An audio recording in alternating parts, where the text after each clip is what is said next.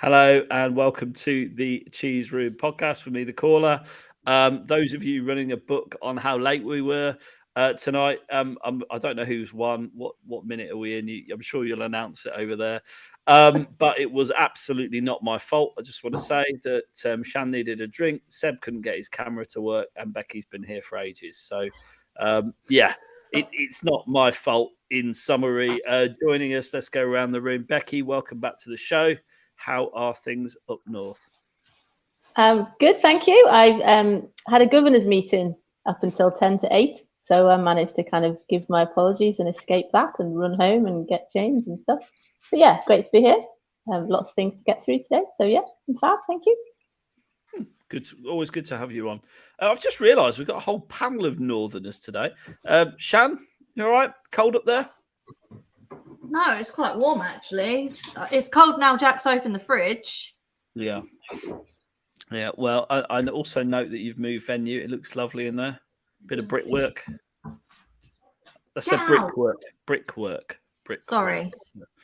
Yeah. Jack says, "What am I doing in the kitchen? The lighting's better in here because of the spotlights, rather than having like the crap lighting in the living room. So that's why I'm in here." Good stuff. And Seb's camera cost him £3.50, which is why you get an ultra close-up of his head. So it's not a green screen in the background. John, how are you this evening, Seb? Up in the Cheshire borders? I'm good, yeah. I apologise for not doing my own show yesterday, which obviously needs my entire head, which is why I bought that £3.50 camera, you see. Now I've got to share the room with you guys. Just makes my head look monstrous. Well, there's loads.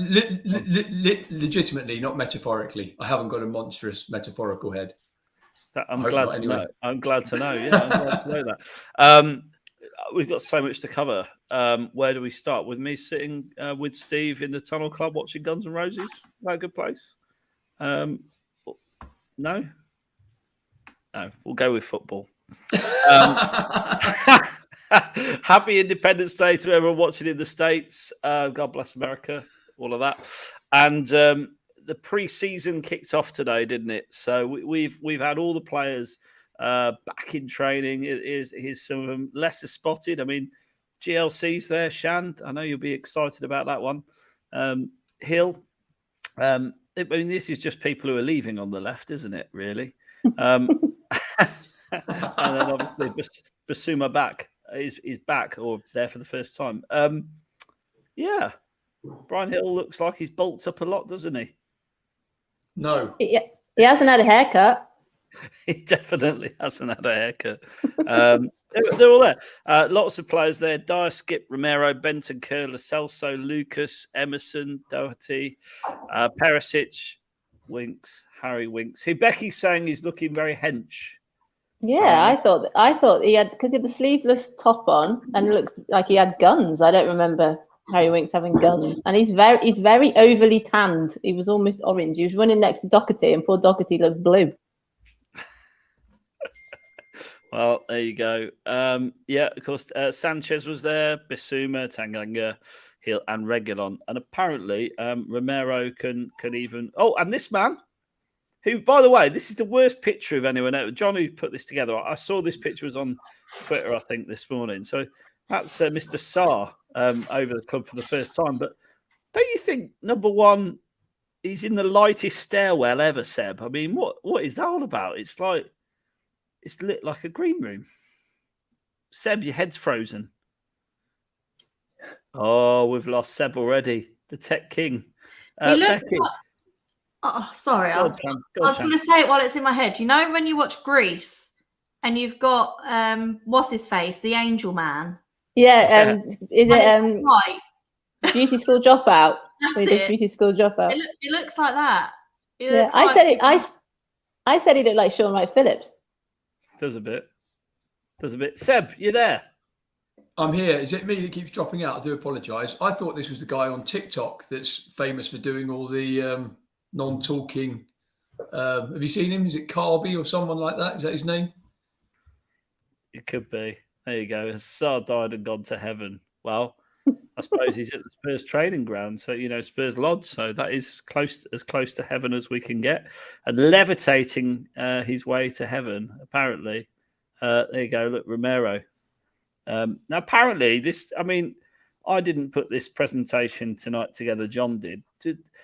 Becky, you know what it means. Seb, would you know what that means?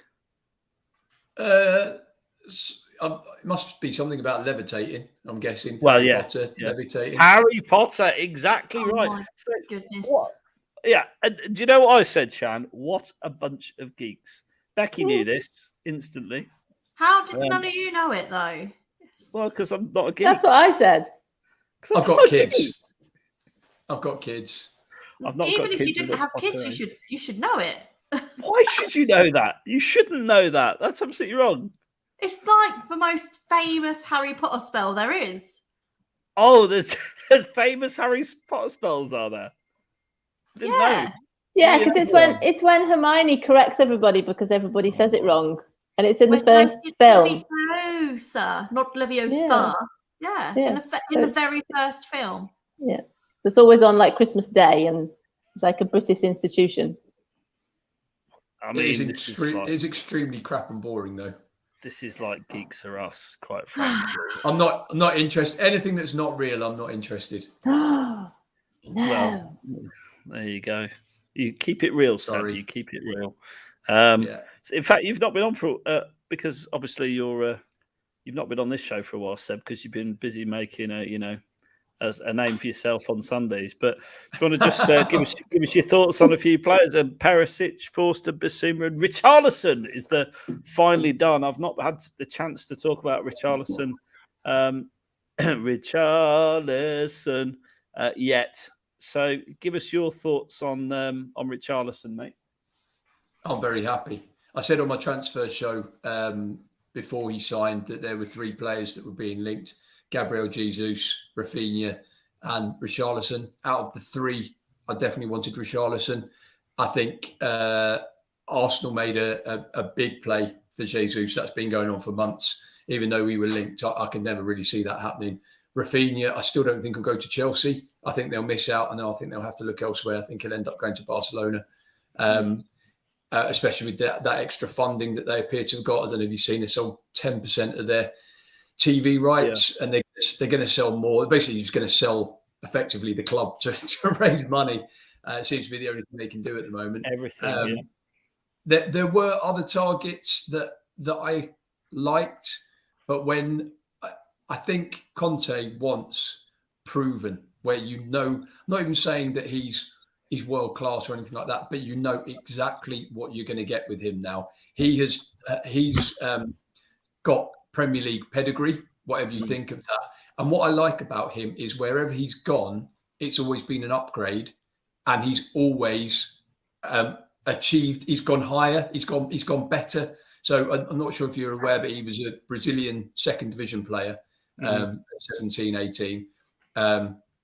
Got a chance in the Brazil under-20s team, and they came to England to play a competition, and he realised the opportunity, if you like, that was there for him, performed extremely well, got the opportunity or impressed Marco Silva at Watford, took that opportunity. I think he was 18, just 18, to go to Watford. Hadn't finished playing in Brazil, so took no break. He literally played 18 months, was their best player by a country mile, which is massive for a kid that age. I mean, that's to do that is incredible. Then took the opportunity at Everton, who are an absolute shit show, and still managed to shine out, I should say.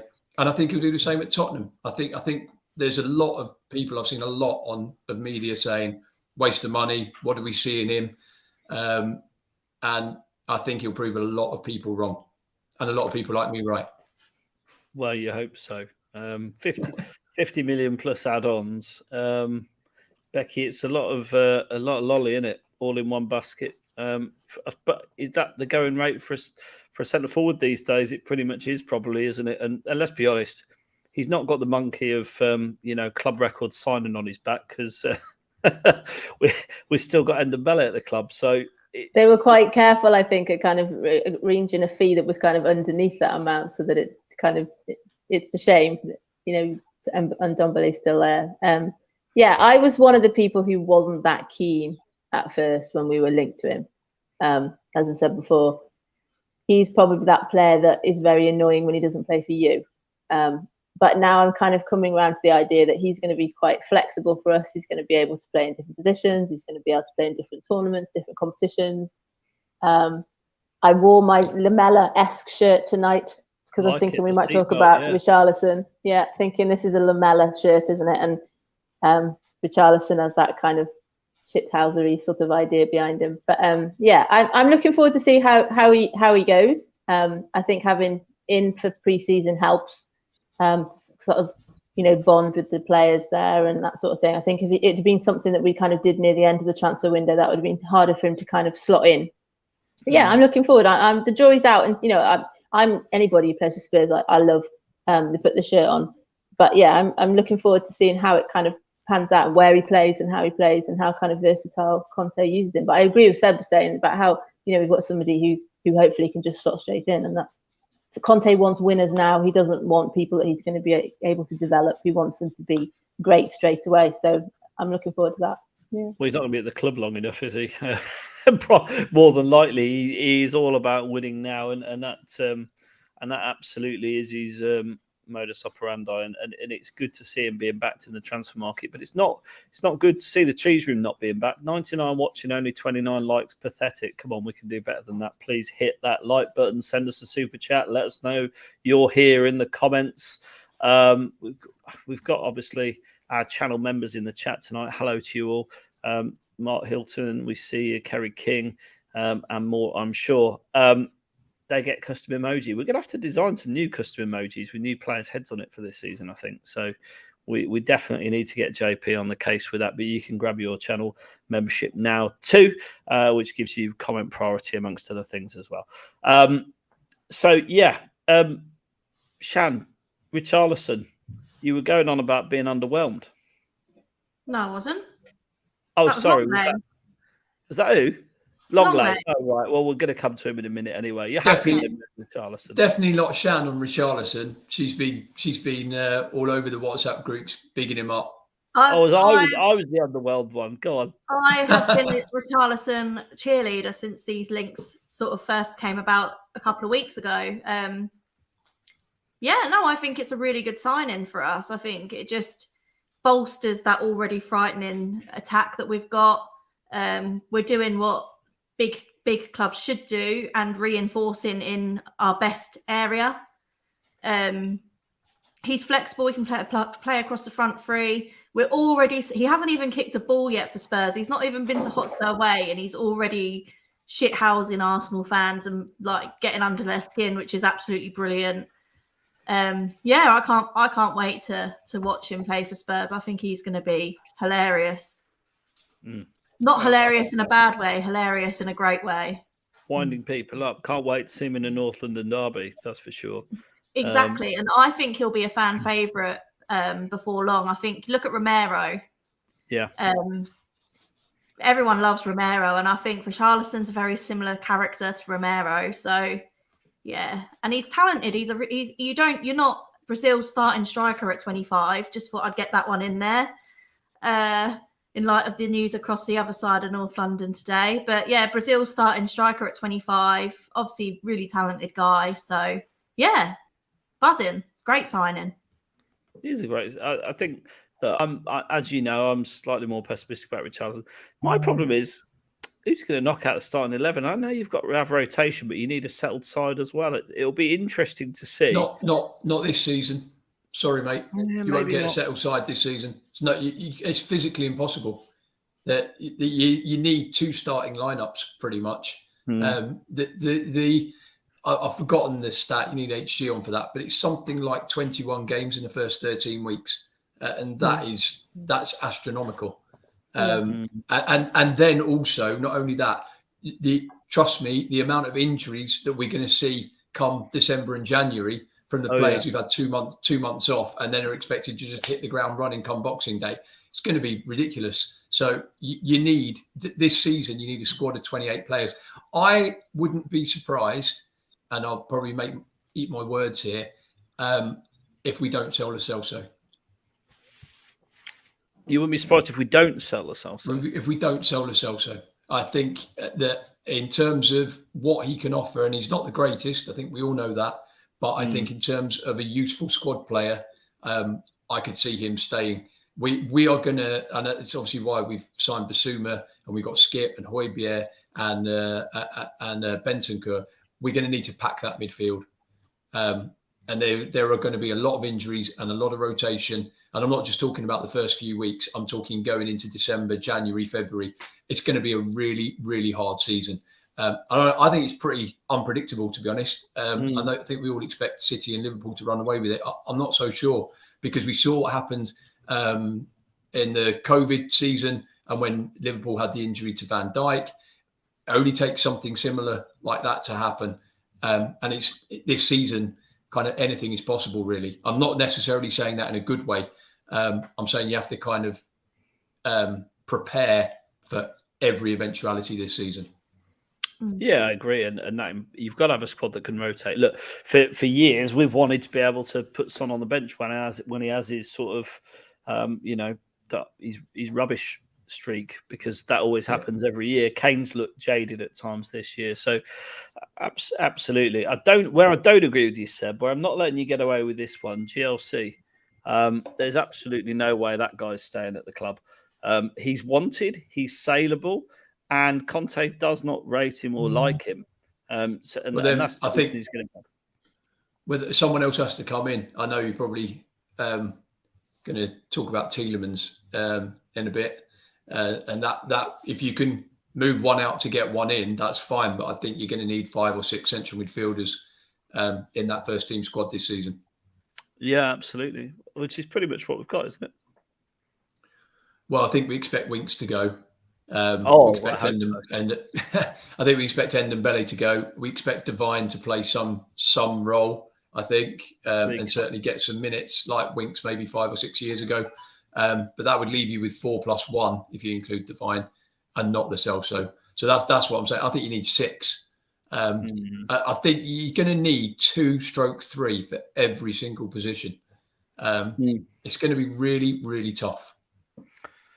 Well, there's not much signs of any out. We'll cover it in the show, but there's not that many signs of people leaving the club yet. So you may have your wish, Seb. We've got about 4 left backs at the moment. Shan, Lo Celso, is he still going to be here? Can I just say, everything we've heard is he's a disruptive influence in the dressing room, etc. I can't see it. Can you? No. Just to put it bluntly, I usually agree with Seb, but I can't see Lo Celso staying. I don't think, like you say, I don't think Conte likes him. It's clear he's got talent, but he just can't. He can't go a run of games without getting injured. And I know we need squad depth, but what's the use of having depth that spends more time with the physio than he does actually training and getting minutes under his belt? I just think it's too physical for him.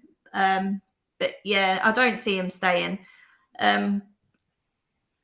Yeah, I think we will sign another midfielder. We've still got, 8 weeks left of the window? Oh, loads. Yeah. And we've got the majority of our business done. We all know it's nowhere near done. Obviously, we've already mentioned him a little bit. We've got Lenglet. Jed Spence, I think, is getting close. I think we'll sign another centre-back. And we do need another midfielder that brings something slightly different as well. But yeah, I don't think we're done after that. I think another midfielder will be something we explore later in the window as sort of more scenarios start to develop. I think you're right. I think you'll see a lot of last-minute activity this window. And I tell you what, you touched on it earlier, Seb, around injury pile with the World Cup coming. Absolutely. It's going to be the busiest January window in a long time, especially if clubs have got a little bit more cash under the mattress now. I think we will see. I think we will see a very busy transfer window, especially towards the end, but certainly in January as well. So Lenglet is, according to all reports, pretty much done deal. He's agreed personal terms that Spurs are just negotiating right now with with Barcelona. Obviously not a Spanish international, very French. Well, I was just going to say, where are you going to mention about where he's from? Let's be Is really that why you put him in the French kit on the thing, or is that why John put him in the France kit on the thing, just so you didn't forget? Let's be really clear. When I wrote that tweet, I was probably still pissed. We drank a lot of alcohol, me and Steve, on Saturday night. I swear to God, we had about 6 pints, and then we were there. We were there at Guns N' Roses, literally drinking wine from pint glasses, and probably had about another 3 of those. It was genuinely. It was. We both agreed it was the best night ever, but can't remember much of it. And they're the best nights that kind of you drip bits of memory, don't you, over like the next 2 days, like bits of memory appear. I love those sort of weekends where it's like, oh yeah, and then 12 hours later another little bit of memory appears back. Yeah. Apparently, those of you, do you know wrestling? Do you ever watch wrestling? Seb, you watch wrestling. Of course you have. You know Triple H's entrance where he like spits up in the air and showers water over the crowd? I'll say yes. You know if it helps your story, I'll say yes. So apparently I did that with a pint of wine at Guns N' Roses. Yeah, sorry interesting. if you were stood behind me. There was this conversation, I remember we were saying about whether you're allowed to have alcohol in the bowl at Spurs matches, and most people sort of were saying no because they didn't want there to be a goal and it go back to like England last year when everyone then froze their pints in the air and everyone would get absolutely showered with it all. Yeah, it was a disaster. And then obviously, as John's reminded me in the chat, I then went home back to Steve's house. He very kindly put me up for the night, and I rewarded him by throwing up on his balcony. Perhaps it was the sight of the Emirates next door that made me do that, or maybe it was the amount of alcohol that I consumed. Who knows? Let's talk Lenglet, the French international. Not very excited about this one, though, are you, Shan? I've warmed to the idea since the news originally broke. I've warmed to it. I just think it's when you're being linked with Bastoni, Vardiol, Dick Towers, those sorts of players, and then you sort of get Lenglet, who's relatively unknown, and you're thinking, When you say relatively unknown. Well, I didn't even know who he was until we were linked with him. So, by that standard, it's relatively unknown. I think a lot of people have never really seen him play. Yeah. This is the problem that I have with, and I'm not putting this on you, Shan, but I'd love to know how many people have seen Bastoni play. Like genuinely watched him for 3, 4, 5, 90 minutes. They haven't. They are just hype. And seeing the price, 70 million euros for Bastoni, he must be good. We're getting Lenglet on loan, he's got to be crap. That's all. That's what people are thinking.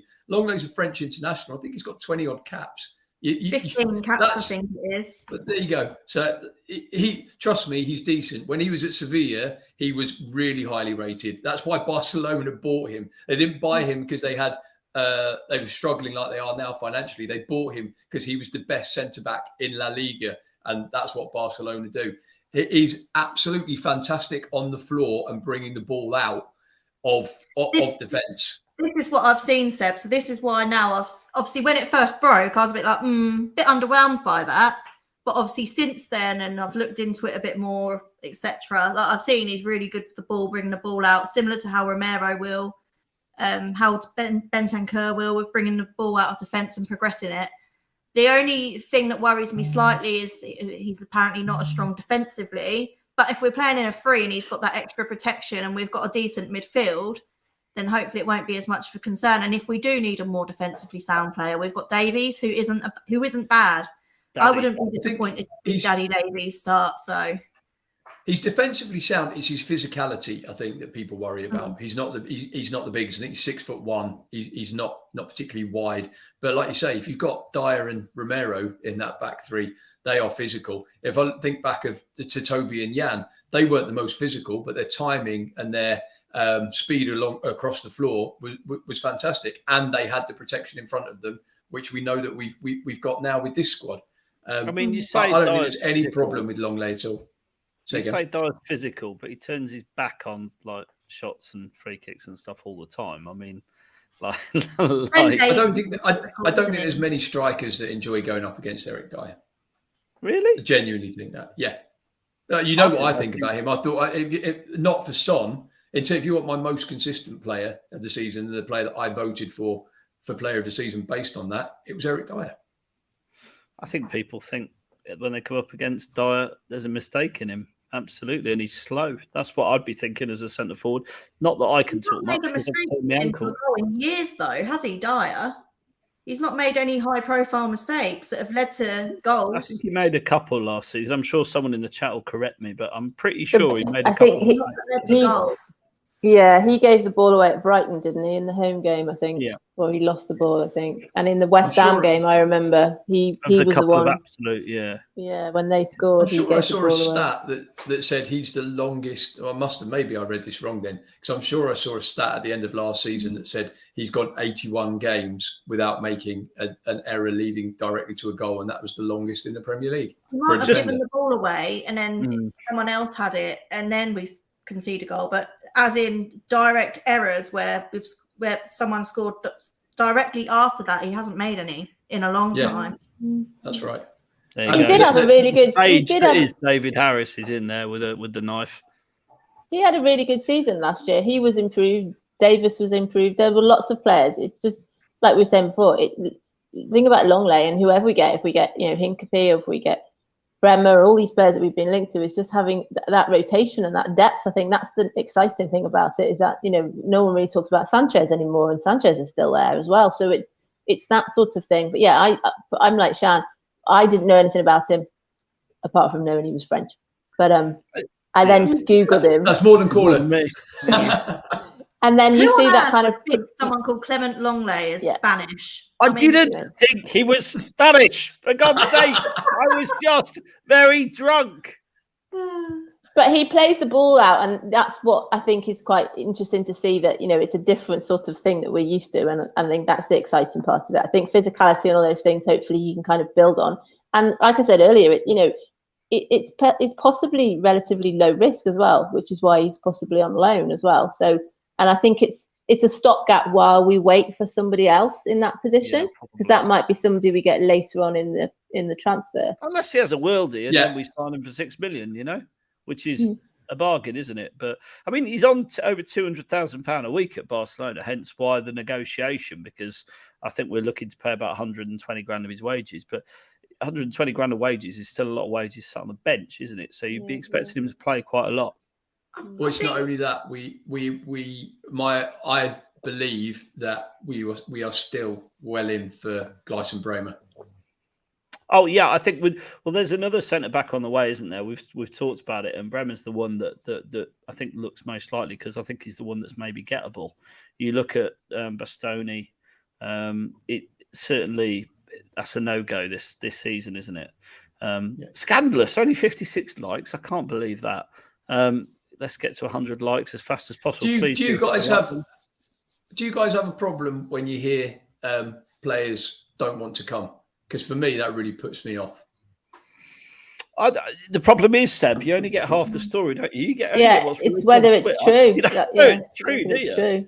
That's why I don't want to sign Pau Torres, because he apparently wanted to go to United ahead of us, even though he said he wanted Champions League football last season. That put me right off him. So that's why I don't want to sign Pau Torres.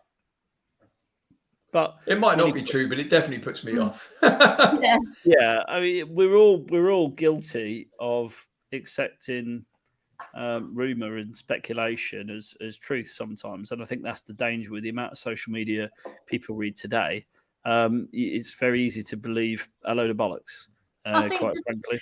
But with Pau Torres, I mean, the thing with all of them, like Richarlison, whoever you want to look at, whatever player in the shirt, they're professional footballers. It's their job. I'm sorry, but if a rival company, if you're working, Shan, and you're getting paid 20 grand a year by one company, and another one comes in and offers you 40 grand a year, you're going to move. Like, it's a job. That's my view. I think going back to Lenglet, when you look at Bentancur and Kulusevski, who are sort of on the fringes of the Juve squad as well, sometimes all it needs is a fresh start. Look at Bergwijn. Like, we all know he's probably going to go to Ajax and explode, even though he's not really done the job for Spurs. Sometimes you just need a fresh challenge in a different system under a different manager. Obviously, the fans were all on Lenglet's back as well, which we all know that can affect performances. You've looked at players like Sanchez before. The fans get on his back and he's more prone to make a mistake because his confidence goes. But yeah, by the way, I agree with this. I totally agree with this, right? And this is the problem with social media and Twitter and all that nonsense. So Lenglet is a French international with 15 caps, played for one of the best teams in the world, right? Over 100 appearances. And yet people are more hyped about a fullback from the Championship than they are about Lenglet. I think Hotspur has won the comment of the evening there so far. Tell me, Shan, am I wrong? I think there's reason to be optimistic about both for different reasons. Shut the fuck up.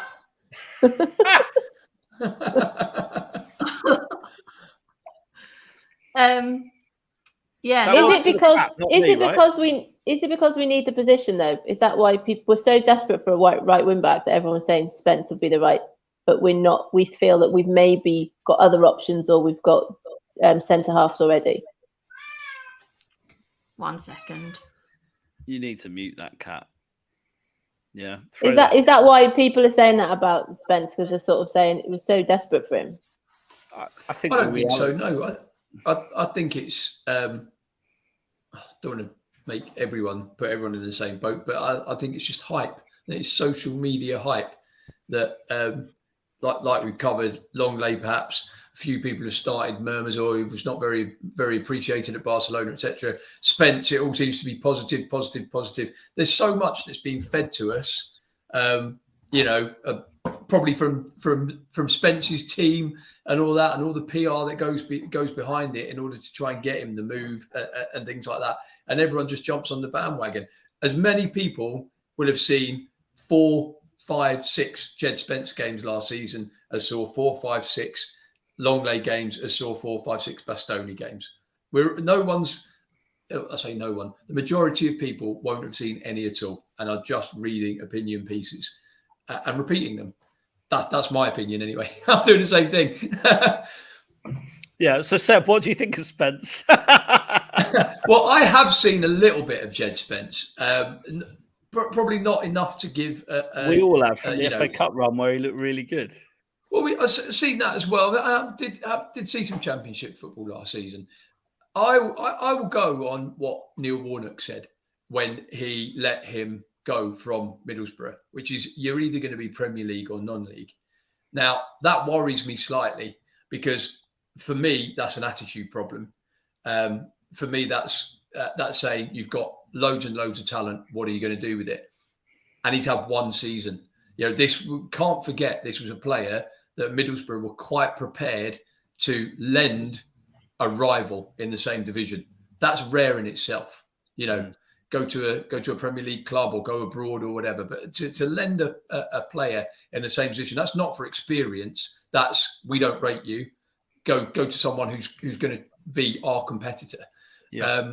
So look, he had a breakout season. I said it in my transfer show. There's no doubting he's got talent. He's got pace to burn. He's broke into the under-21s in a position that is got tons and tons of players, tons and tons of competition in that right wing back or right back slot as an Englishman.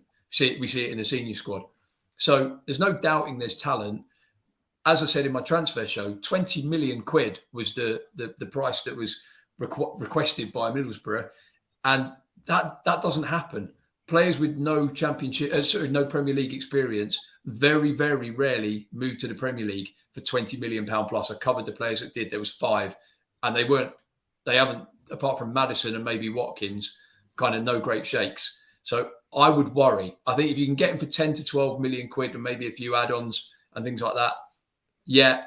Do I think he's going to be the number one starter in that right back position?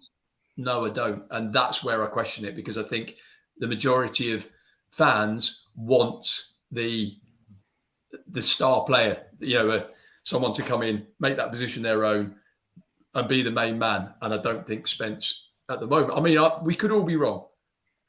Could be the next Gareth Bale to lose. Doherty, Conte loves him. I mean, are you excited tomorrow, Becky, that Spurs play is live for a bargain amount of £35? You can watch Conte's 202 Days show. It is tomorrow, isn't it? I've got that right. Yeah. Sure it's tomorrow.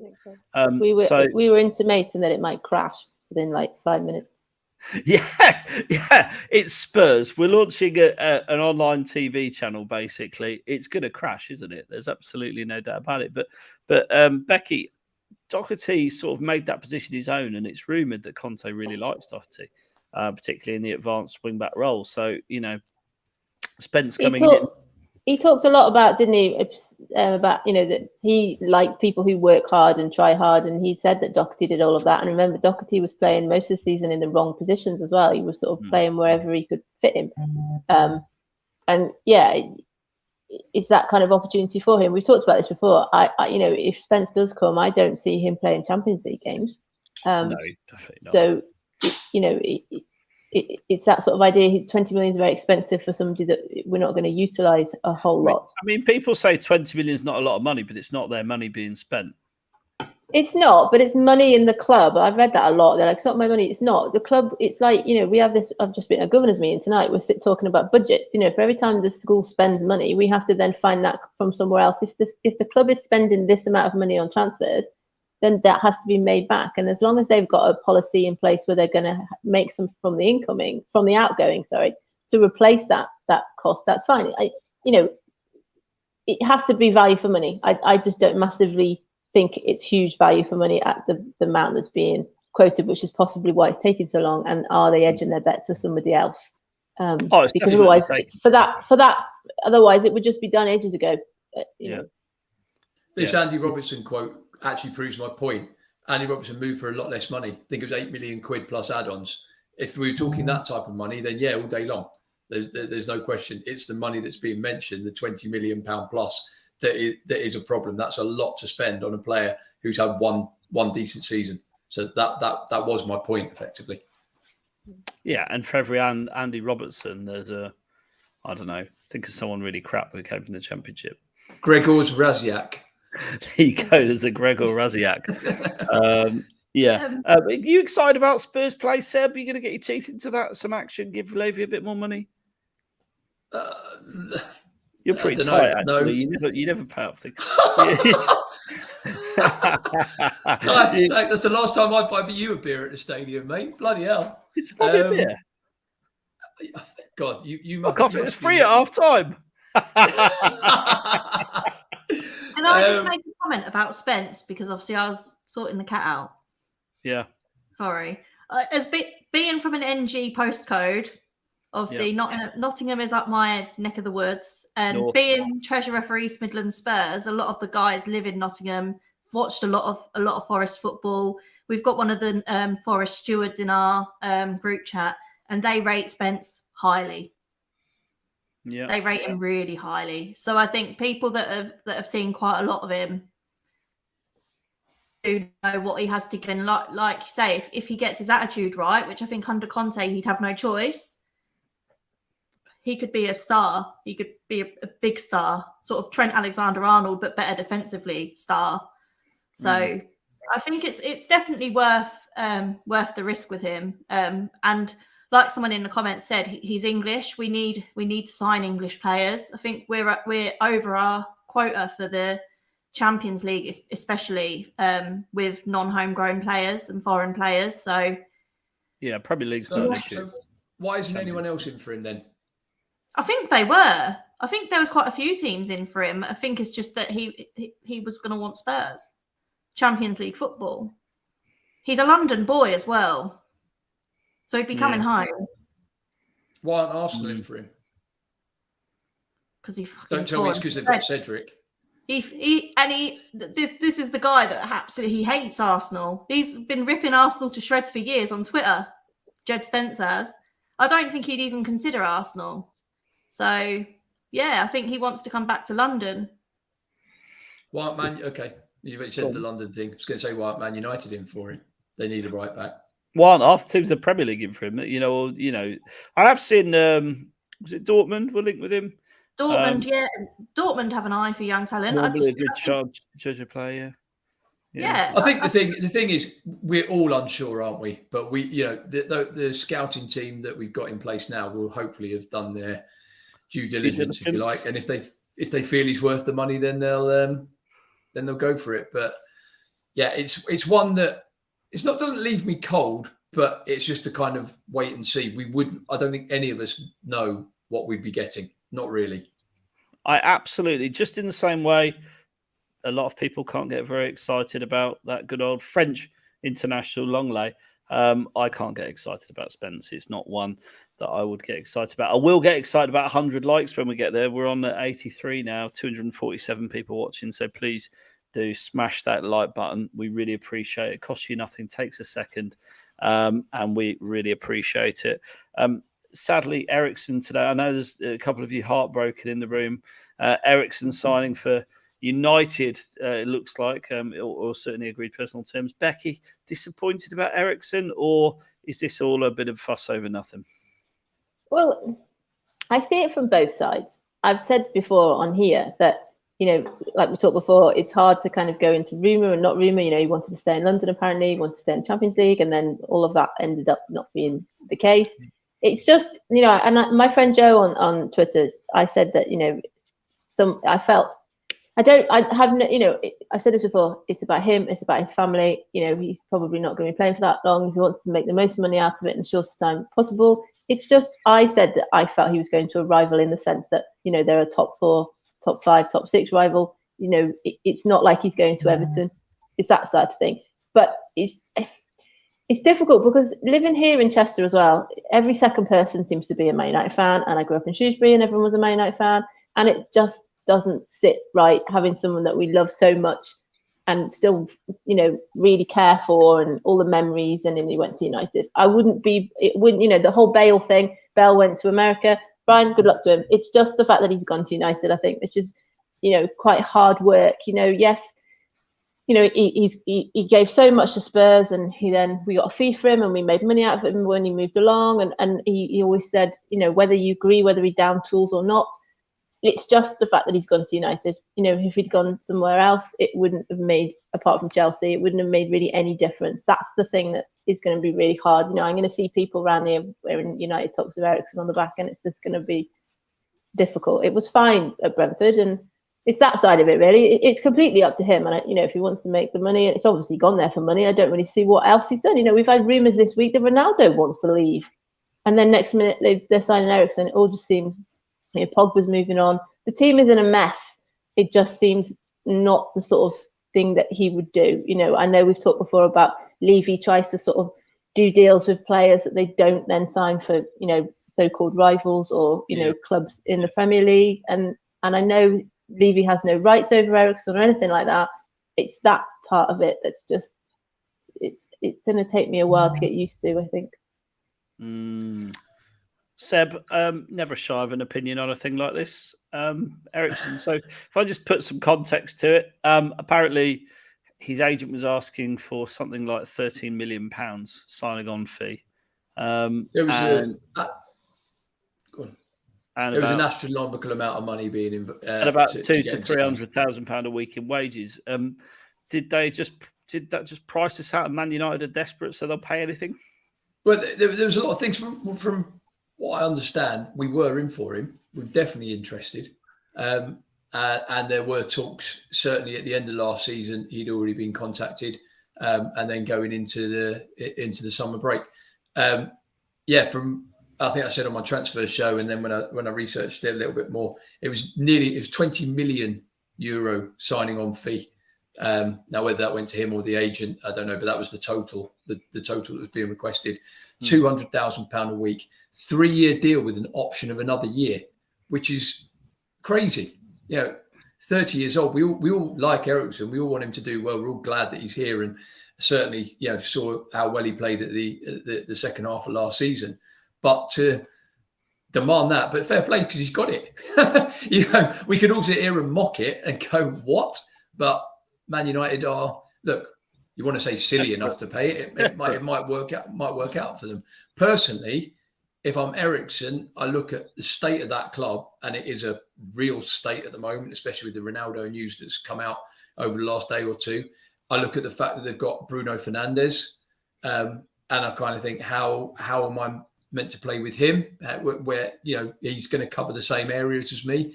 I would say I'm surprised, but I'm not really. I think when I looked, my understanding was that Spurs offered a year with an extra year available if everything kind of went okay.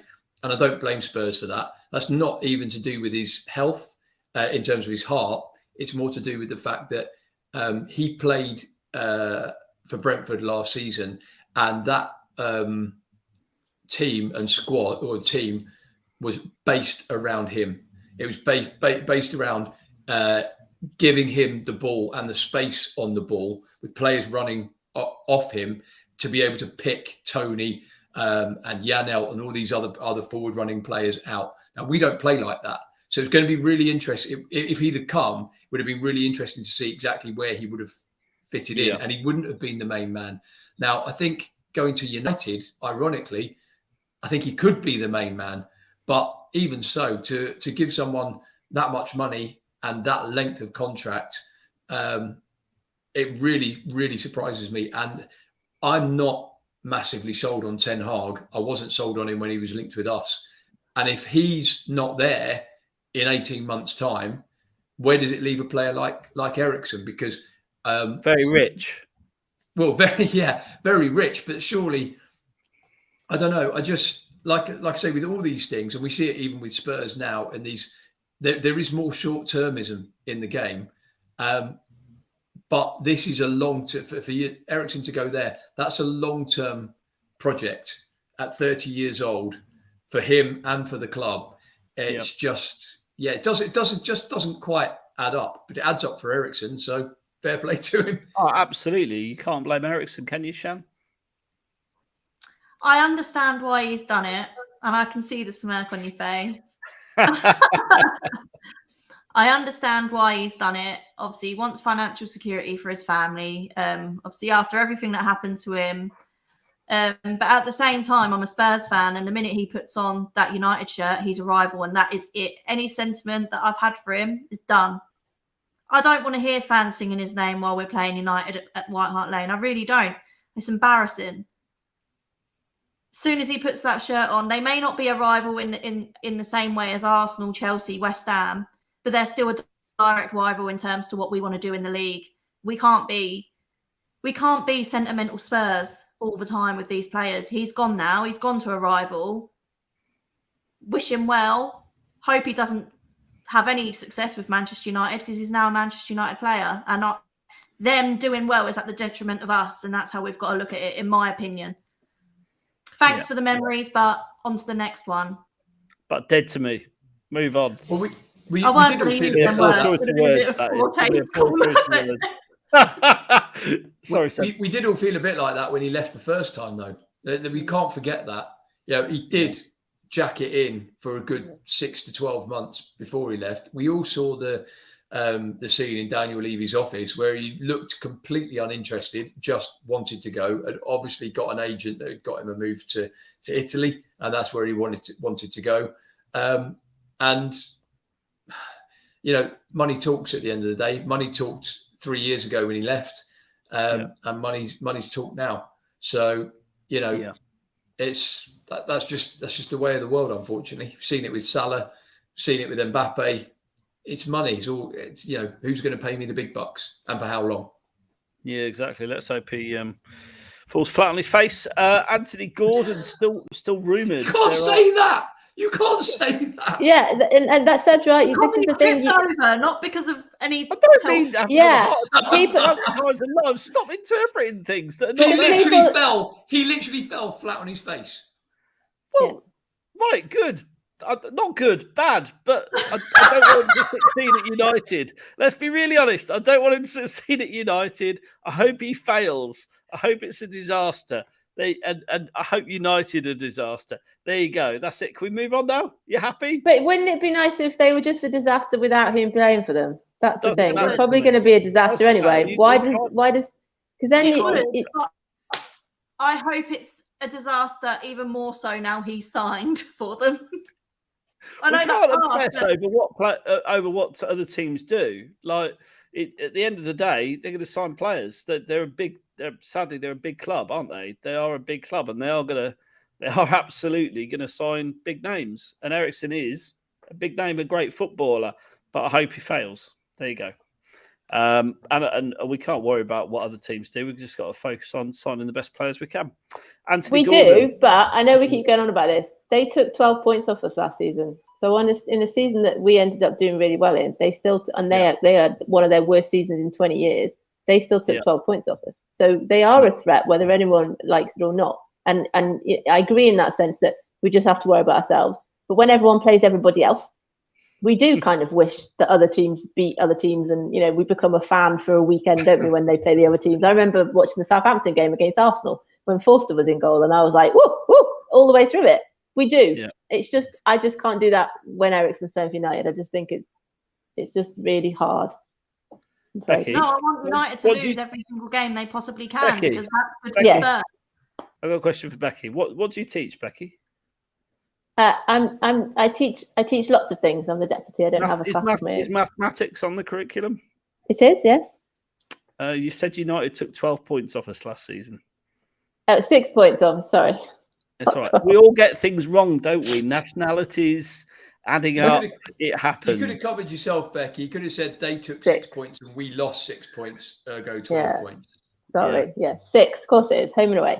Yeah. Thank you very much. My mistake. Anthony Gordon. Let's talk Anthony Gordon. So he's still on the radar, Seb. Tell us about Anthony Gordon as you're our guru in the transfer world. Yeah, so the latest is £20 million and writing off the first instalment or the possibly the only instalment of the Delhi money, which is due in, I believe, 16 appearances time and would be £10 million. So effectively 30 million quid, which now that for me is a bargain. Yes, I think we saw enough from Gordon last season across the Premier League. Need to make that clear. So when I've said about Spence and he had a breakout season in the Championship is massively different to a breakout season in the Premier League. And Spurs are definitely still in the hunt. 100%. There are conversations ongoing about Anthony Gordon. So yeah, that one is not dead at all. Nothing to do with the Richarlison deal. Completely, obviously, that's gone through. Completely separate. And still in the hunt. Everton don't need to sell though, do they? They're still extremely, extremely poor. They are only just going to hit. They're only just going to hit their financial fair play. So my understanding is that it's something like a loss average of £132 million a season over the last 3 years is what Everton got. Now, ordinarily, that is way over the financial fair play budgets by about 40 million quid a season. So by about 120 million quid. However, the rules were changed in COVID where the losses were considered to be only over 2 years. So effectively, you could lose not lose a third of your losses, but you could, You could accommodate, if you like, an extra third of your losses. However, obviously ongoing. So they've put themselves right for now, but this time next year, they'll be in an even worse situation. So right now they pass, but unless they start raising some money now, they're going to be in exactly the same position next year. Let's not forget they're trying to build a stadium as well. They are in a proper pickle.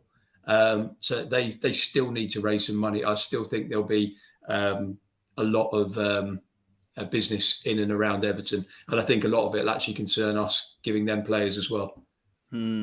Gordon's really highly rated, Shan. I unfortunately work with a couple of Everton fans, and they rave about him, like almost more so than Richarlison. They'd be more bothered about him leaving. That's like the kick in the teeth that really we want to deliver. But what's your view on it? I suppose for them, it's obviously nowhere near the same level as Harry Kane to us, but imagine Harry Kane had that first breakout season under Poch, scored all them goals, then won the Golden Boot, and then he left. We'd be gutted. Anthony Gordon, obviously not on the same sort of scale, but he's an Everton boy. He's come through the academy. He loves the club. He gives his all. Like him and Richarlison basically dragged Everton up by the scruff of the neck last season. He's a bit flash, I'm told. Huh? He's a bit flash, I'm told. Flashy winger.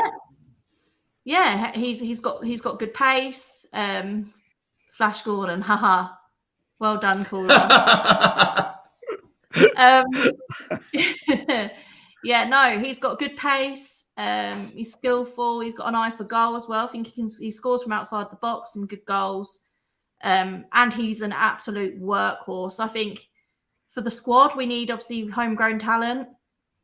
And yeah, I think if we're writing off the Delhi money, and how much was it, Seb? 10 million, 20 million? 10 million stew in about 16 appearances. Yeah. And then paying them 20 million as well. Yeah. Yeah, so 30 million for homegrown talent. Just had a good breakout season in the Premier League.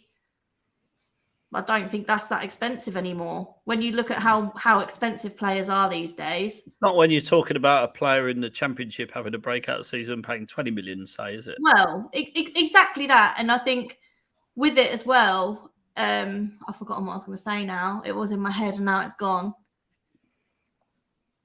Oh, I was going to say something.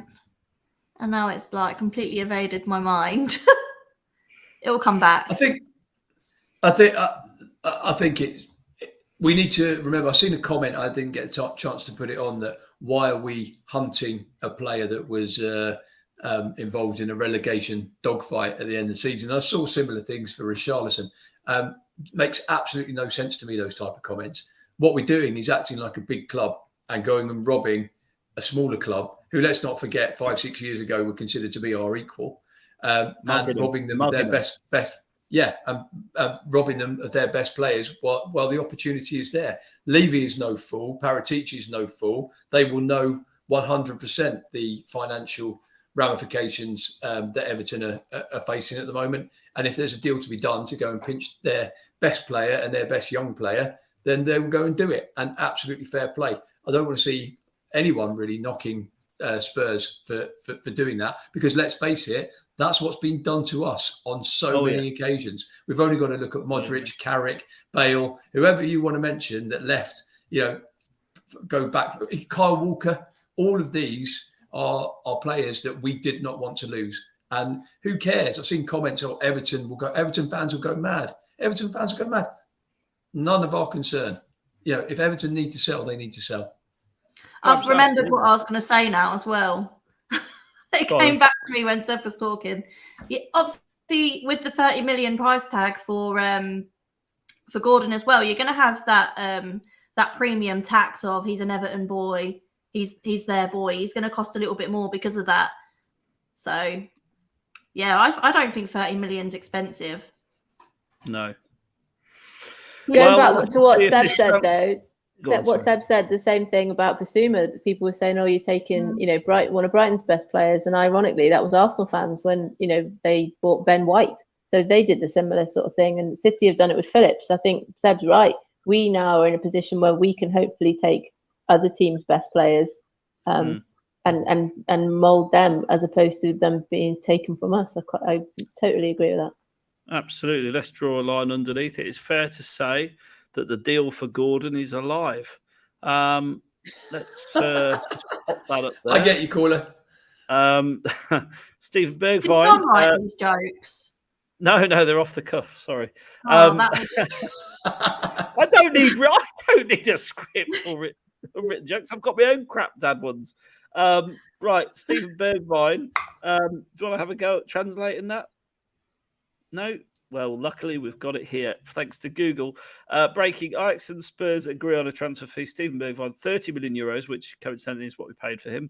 Report sources around Amsterdam club. Attacker agrees himself in outline on contracts until 2027 and in starting blocks to be inspected, which I think is a brilliant literal translation. But Stevie B, off by the looks of it. Yeah. Look, I think we all knew this was happening. It's been on the cards since early January.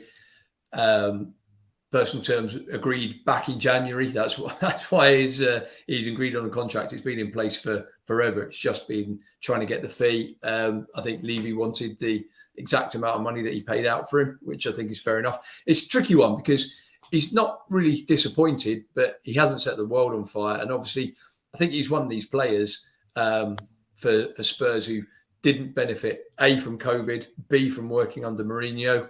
And then as soon as Conte's come in, has kind of found himself on the fringes. Let's not forget, he started last season quite well. But that was when we didn't play Harry Kane. So as soon as Kane kind of came back in and as soon as Conte then took over, he's found himself on the fringes. And look, never forget that Leicester game. But actually, aside from that, hasn't really done too much. And exactly what Mark says there, that is about it. We all remember the Man City debut goal. We all remember Leicester. I can't remember the third one. There's a goal against United, the first game back after lockdown. I can remember that. And he did play well that game. There was the goal against Villa last game of the season. That was the most forgettable game ever where we got stuffed by Villa. That when Reguilon scored the own goal. That was a phenomenal own goal. Yeah. The other thing, the other thing for Bergwijn as well is that sliding doors moment when they played Liverpool, and he hit the post, didn't he, or something, or and we nearly went 2-0 up, if I remember, if memory serves me. Things like that, and that's what we're saying about the Leicester game is that hadn't he, and we do thank him for getting the Champions League because of that comeback at Leicester. But had that not happened, he would have gone in January, and it's all just kind of protracted it all, hasn't it? But there's been lots of kind of nearly moments, and he's never really kind of kicked on, really. No. Yeah.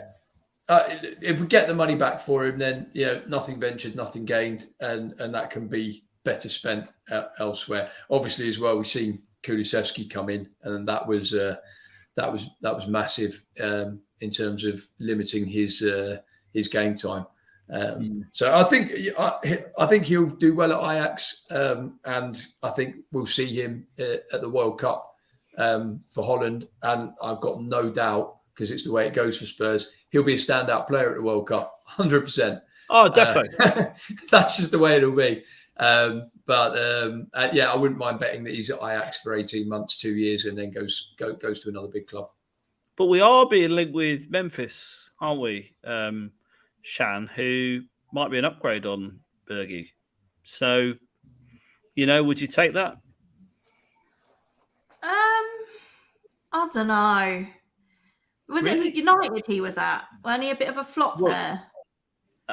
A lot younger in his career, and I'm sure if HG was watching, he'd say he's a fine player. I don't know what his stats are at Barca, but they're pretty impressive, aren't they? He's had a good time there. Yeah, limited opportunities, but he's done all right. I'm a little bit dubious, if I'm honest. I'm dubious twofold. A, that we've been linked with him. He'd be on mega salary at Barca. Yeah, a huge salary, but also from what I've seen of him, and HG or whoever will tell me I'm wrong, but he plays kind of in a deeper attacking role, but he's not a deeper attacker like Kane. He's not got the link-up play. He just likes to drift and try and create, which is fine. I'm not knocking that, but I don't see how that fits in with us. And he also comes slightly over to the right. Technically, he's fantastic, but I don't see really how he fits in. Richarlison to me makes a lot of sense. I can see that.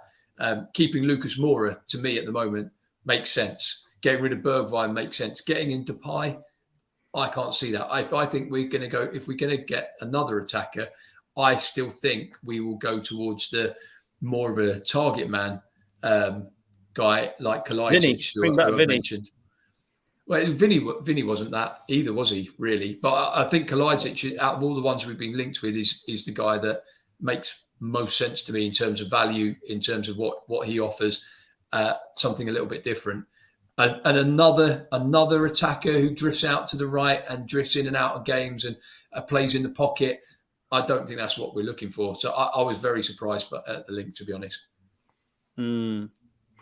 Well, I mean, Becky, does that float your boat? Would you be excited about having another Barcelona reject? I've heard of him. I have actually heard of him, but yeah, I think that That's a start. Yeah. But I often watch the Holland games to see Bergwijn. But yeah, I think we aren't going to match his wages. So again, if we're supposed to be in a deal with Barcelona to pay Lenglet's wages, to then have another deal with somebody else from Barcelona, I just think it will get a bit protracted. Really, I think we've got a front four, front five. And Perisic can play there as well. Perisic can play, I'm not sure it's a position we necessarily need now. I think they're going to move on to kind of right wing back, maybe left centre back, and possibly midfielder. And it probably will go quiet for a bit. I think a lot of people put in the comments, I think we're going to see more kind of outgoings in the next sort of 2-3 weeks. Because bearing in mind they're going to South Korea on Friday, I think, isn't it? So there's not going to be a lot of kind of dealings because most of the staff will be over there for that. So I think it will go a little bit quiet. I think there'll be two players in, won't there? Spence and Lenglet look like they're done. Well, Spence not done, but it's close. Lenglet looks done. So I think we'll get those two in, and then you're right. I think it will go a touch quiet. But yeah. Yeah. Okay. What about Tielemans? We haven't spoken about Tielemans much. So this is an interesting one, especially if Harry Winks goes the other way. God love Brendan Rodgers. Apparently, they're interested in Harry Winks. Shannon, tell me, is this the real world? Is it just fantasy? I still haven't really seen any really solid links for this. It sort of came about last week, didn't it? As a bit of a speculative thing. And I think it's purely because Arsenal were linked with Tielemans. So then the media have tried to release, or not even the media really, because it's sort of an unknown quantity that's come out of it. Are sort of saying now that Spurs are in talks with Leicester for Tielemans with the possibility of Harry Winks going the other way. I mean, it'd be absolutely flipping hilarious if we did sign him just to watch the goon meltdown that happens if we did. And then just to send him out on loan, because I don't really think that Tielemans is what we need or what we want at this moment in time. I'm not really that fussed about signing him. So, but just do it. Send him back out on loan or something just to wind the Gooners up at this point. Yeah, we're not going to sign him to go on loan. I think that's fair to say. But Seb, Tielemans, nonsense. Not for me. Not for me. I liked him years ago when he was at Anderlecht. I liked him when he first came over to Leicester. He's Football Manager Gold. But I think he's more, what's the word? What's the phrase I'm looking for? Effectively, all something and no knickers. I think there's a lot of That's the one.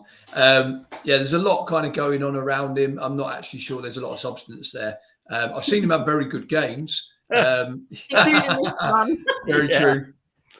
I have seen him have good games, but consistency, strength. Our midfield now, I look at our midfield, we've got absolute warriors in there. Whichever four you want to pick, if you put Skip and Højbjerg together, let's say, who I think probably are now, if you're ranking them 3 and 4, let's say, with Basuma and Bentancur being 1 and 2, I'd have no problem with Skip and Højbjerg in there. They are going to battle. They're going to win everything they possibly can. They're going to drive forward. I don't see that in Tielemans. Don't see that at all.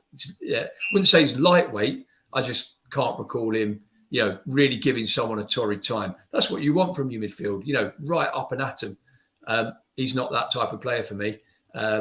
It's not one that I think makes a lot of sense. There's, as I said in my last transfer show, it's going to be a lot of names being thrown about. We're going to be linked with pretty much anyone who's even remotely available, and you've got to kind of have a little bit of common sense about it and think, does this player really fit in with us? Depay, not for me. Tielemans, not for me. I'd be very surprised if we are really actively seeking those two out. I'd be surprised as well, if I'm being really honest. But Tielemans, just to see the meltdown of goon fans across Twitter and Facebook, it would just be gold. So, I mean, he's had a rotten season for Leicester, if I'm being really honest. I work fairly northern, so I know I have a lot of Leicester fans that I work with, and they're all very much like, he's a fantastic player. He's been our favourite player, but this season he's given up. And that is not the kind of character we want around our dressing room, really, is it? Is what I'd say, Becky. Yeah, I agree. Leicester had a very sort of strange season, didn't they? They didn't perform well in the Premier League, and then the kind of, was it the Europa League, wasn't it? And then falling into the Conference League kind of kept their season going, and then that kind of fizzled out as well. And there were some very inconsistent matches. When they played Spurs, they were all over the place, and they got battered by Forest as well, which was great. Yeah. I think people are saying in the chat about Maddison. Maddison's obviously homegrown as well. I'm not sure Maddison is the right kind of temperament, but I would personally prefer Maddison to Tielemans. But if we've talked about this on the shows in the past, we don't seem to be kind of mentioning midfielders because, like we're saying about right wing backs or left centre backs, there seems to be all these names that people just seem to kind of work their way through, and midfielders don't seem to really come up. So I don't know whether Spurs are feeling that, again, it might be something they do later on, or maybe they leave till January and they're feeling quite happy with what has happened so far. There doesn't seem to be names mentioned, and if it is, it's just people trying to kind of speculate, and there's never really much else. It never seems to have any legs. No. Well, we'll see what develops with it. The bit that excited me really was Winks going either way, if I'm honest. So I could buy into almost any transfer really with that happening. The way I feel about Harold Winks. Safe standing has been in the news. So safe standing has been, approved by the government now to have safe standing areas next season. I presume for us, it's the South Stand, the away fans are a bit behind the North Stand, isn't it, currently? But what about you, Shan? You've got your season ticket. You're up in the upper tier, I guess. Probably no chance of safe standing up there yet. But would you take it up if it was an option? Yeah, definitely. I don't think I'd want to do standing up where I am because the fall from there would be quite painful. But yeah, no, I've been sat in the I've sat in the safe standing part of the South Stand. That was a bit of a tongue twister. It was a lot of S's. I've sat there before for, it was Watford, I think. So it weren't that exciting, but we stood up the whole time and it was good. And to be honest, even when I've sat in North Lower before, we've stood up for the whole game, even though you're not really meant to. I think why not? Although it is a bit like when there's not too much going on and it's cold, I can imagine your feet hurt after a bit. It's the only thing. Probably just me being a bit. Do you think they'll convert that weird middle bit in the South Stand that's seated? That will be the next bit that will go to safe standing. So the whole of the South Stand is safe standing because there's that you've got 1882 stuck in the middle of it, haven't you? So doubtful because that's corporate, and obviously I don't sit in corporate areas, but if I did, I'd absolutely want to sit in that stand. So I can't imagine people are going to be paying thousands of pounds for a season ticket and wanting to stand up. Having said that, it would obviously do the atmosphere a lot better. For anyone who doesn't know how safe standing works, you have to have one seat per person. There's a seat behind you, a rail in front of you, a rail behind you, and it's as simple as that, really. I mean, I did safe standing for the Arsenal game, and no problems with it at all. And if you ask me, would I have a season ticket where I stood up every game? 100%. I much prefer standing at any game. Well, any game I go to, and the fact that I've got Barry in front of me that I can lean on and leap over and all that type of stuff, then no problem at all. I was with people. Go on. Well, I was with people I'd never met before. We all got involved. I know it was Arsenal, so it was obviously going to be a fantastic. Just had a good time. I know it was Arsenal, but I think atmosphere-wise, it encourages and adds to it. I'm all for it, really, as long as it is what it says on the tin, which is safe. I I saw no problem. I've always thought it's a really weird. I'm going to sound slightly controversial and old school. I stood at the football most of my younger supporting life with my dad. Watching lower league teams. It's the way you do it, really. Yeah. But I just find it slightly bizarre having a seat behind you because you're never going to use that seat. I mean, if you're in a safe standing area, you do. You use it at half time. Jack and I we sit down. We sit down at half time. Me and Jack will have our sandwiches, and we'll sit on the little seat.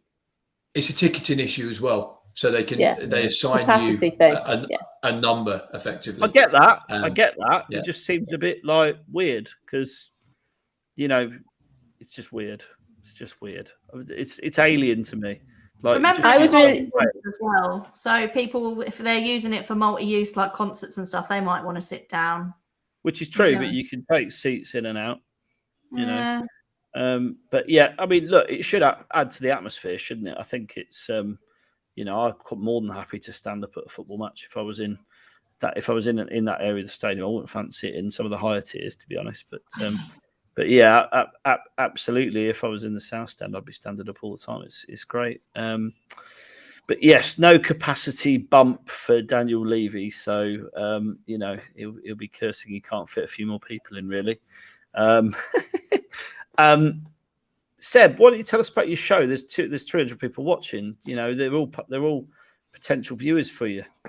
Well, yeah, I do a transfer show on a Sunday that you've been trying to encouraging me to try and do it over the last few weeks. It's just a transfer roundup. We try and give you a few names that maybe you've not heard about. So we investigate kind of little known rumours, if you like, and also have the odd exclusive rumour. And yeah, it's just me. So my great big head fills the screen even more than it does now. We've done 4 so far. I have to be honest, I don't know if we'll do one this Sunday because it's my birthday on Sunday. If anyone wants to get me a little present, I won't mind.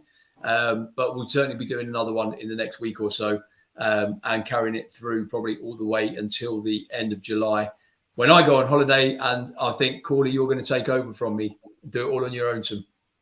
Certainly someone will, I'm sure. Shan, you're back on Wednesday. I am indeed back Wednesday. Taking over the baton after I offended half of Twitter. Well, it's I think it's a safe space now.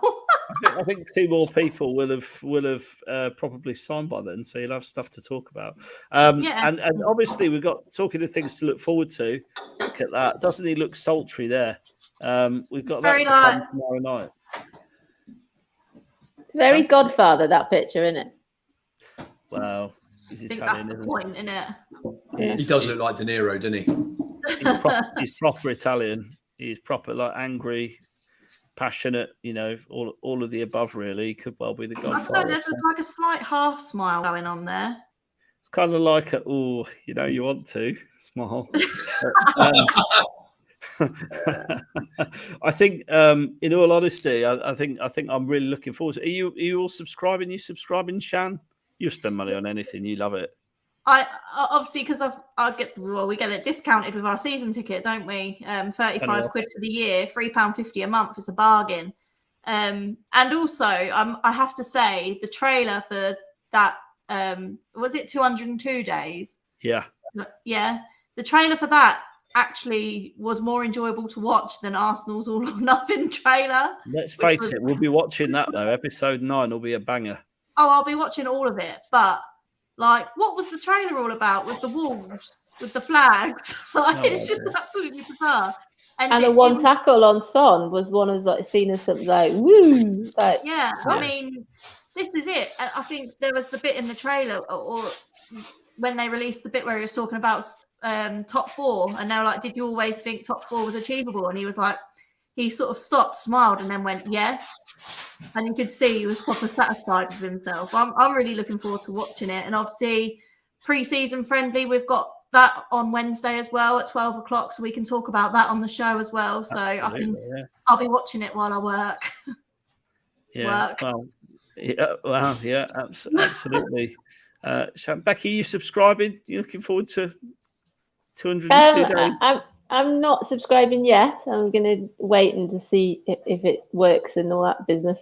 And then we're away for a bit as well, so I'll see. Yeah, You know it's going to crash, Seb, don't you? You know it's going to crash.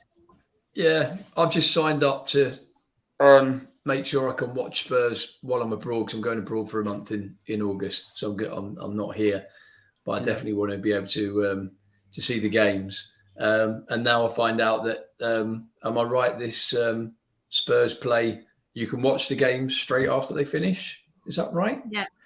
Do we know Live, this? 100%. A replay, yeah. Well, I don't know it's 100%. I won't ever trust anything we do until I see it working.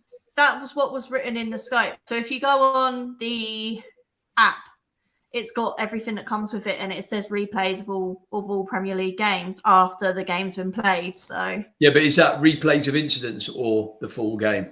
Full replays with commentary, because obviously you've got, is it Rob that does all the commentary, the Spurs commentary? Yeah. So you'll have the full commentary. I guess it will just be from what they show on the big screens in the stadium. They'll just stream that on the app. Well, we'll see. It should be good either way. It should be good. I'll pay 35 quid. That's fine. No big drama. Thanks everybody for coming on the show tonight. It's been fantastic to have all of you on board. Any final words from any of you? Do you want to say goodbye?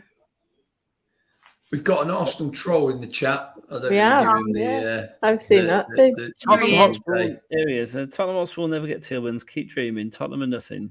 You're going nowhere. Wow. I'll talk about shadow. Now, I drove past the Arsenal stadium on Sunday and took a nice picture while I was there. It's on Twitter. And it's really faded.